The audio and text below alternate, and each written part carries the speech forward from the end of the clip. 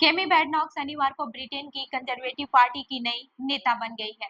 केमी बैडनॉक ने conservative party को उसके प्रमुख सिद्धांतों पर वापस लाने का वादा किया है ताकि मतदाताओं के भरोसे को फिर से जीता जा सके। 44 साल की केमी बैडनॉक ब्रेक्सिट की प्रबल समर्थक हैं। उन्हें उनके खुले विचारों और प्रवासियों के मुद्दे, ट्रांस समुदायों के अधिकारों पर कड़े रुख को लेकर जाना जाता है। पहले इस पद पर ब्रिटेन के पूर्व प्रधानमंत्री ऋषि सुनक थे, जिनके नेतृत्व में जुलाई में कंजर्वेटिव पार्टी ने साल 1832 के बाद से सबसे खराब प्रदर्शन किया था। अब आपको बताते हैं ब्रिटिश राजनीतिक दल की पहली ब्लैक नेता के बारे में।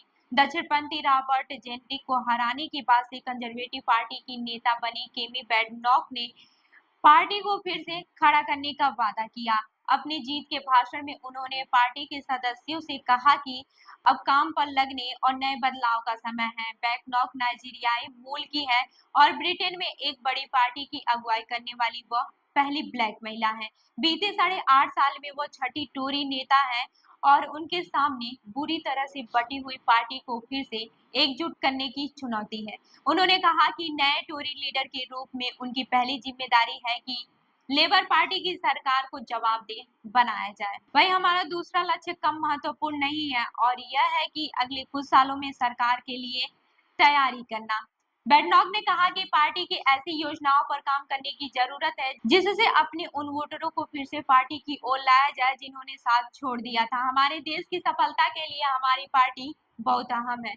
सुनक ने बैडनॉक को बधाई देते हुए एक सोशल मीडिया पोस्ट में कहा, मैं जानता हूं कि वह हमारी महान पार्टी की शानदार नेता साबित होंगी। वह हमारी पार्टी में फिर से जान फूकेंगी, कंजर्वेटिव मूल्यों के लिए खड़ी होंगी और लेबर पार्टी को कड़ी टक्कर देंगी। एक सोशल मीडिया पोस्ट में प्रधानमंत्री सर कियर स्टारमर ने बधाई देते हुए कहा कि एक वेस्टमिंटन पार्टी की पहली ब्लैक नेता बनना हमारे देश के लिए एक गर्व का पल है।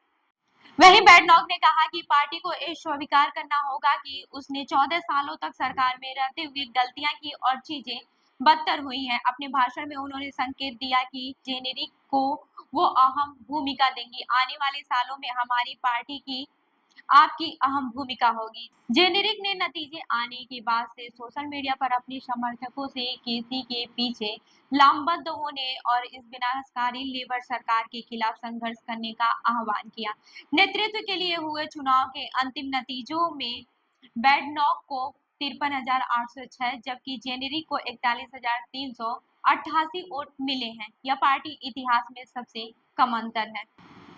यह पार्टी के इतिहास में सबसे कम अंतर है। बॉब ब्लैकमैन के अनुसार 2022 में 1,72,000 में पार्टी की सदस्य संख्या गिरकर 1,32,000 हो गई है। सबकी नजर इस बात पर लगी हुई है कि बैडनॉक अपनी शीर्ष कमेटी में किन लोगों को रखती हैं। इससे पहले उन्होंने कहा था कि नेतृत्व की रेस में वो अपनी सभी 6 प्रतिद्वंदियों को अहम भूमिका देंगी, लेकिन इस रेस में तीसरे नंबर पर रहने वाले शैडो होम सेक्रेटरी जेम्स क्लीवरली ने किसी अहम भूमिका में जाने की संभावना से इनकार किया है। इसी तरह शैडो एनवायरमेंट सेक्रेटरी स्टीव वारकेले ने भी अहम भूमिका लेने से इनकार किया है।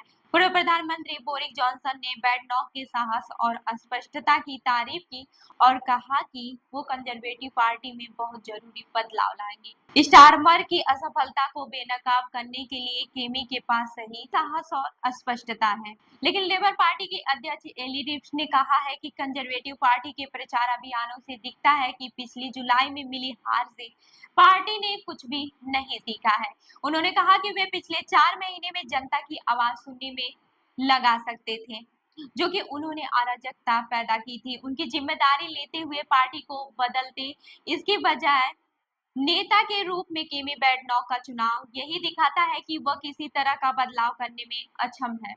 लिबरल डेमोक्रेटिक नेता सर एड डावे ने बैडनॉक को बधाई देते हुए कहा, ब्रिटेन की एक बड़ी राजनीतिक पार्टी का पहला ब्लैक नेता होना देश के ऐतिहासिक क्षण है।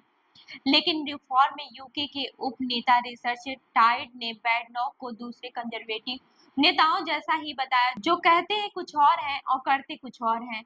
एक बयान में उन्होंने कहा कि केमी बैडनॉक उस सरकार में अहम और केंद्रीय भूमिका में थी जिसने ब्रिटेन को निराश किया। 14 सप्ताह लंबे चले प्रचार अभियान में अप्रवासन, अर्थव्यवस्था और वोटरों के बीच कंजर्वेटिव पार्टी के प्रति भरोसा की बहाली प्रमुख मुद्दा रहे। जुलाई में यह पार्टी बुरी तरह हार गई और हाउस ऑफ कॉमर्स में रिकॉर्ड न्यूनतम 121 सीटों और 24% वोटों में सिमट गई। वोटरों ने कंजर्वेटिव पार्टी की बजाय लिबरल डेमोक्रेटिक और रिफॉर्म यूके को तरजीह दी और हजारों कंजर्वेटिव वोटरों ने 4 जुलाई को हुए मतदान के दिन घर पर ही रहने का विकल्प चुना। नेतृत्व की दौड़ में प्रीति पटेल भी थी, जो कि बाद में टोरी नेतृत्व की रेस से बाहर हो गई। तो इस खबर पर क्या है आपकी राय, हमें जरूर बताएं। मैं हूं रूबी आपके साथ और आप देख रहे हैं जन दर्पण न्यूज। धन्यवाद।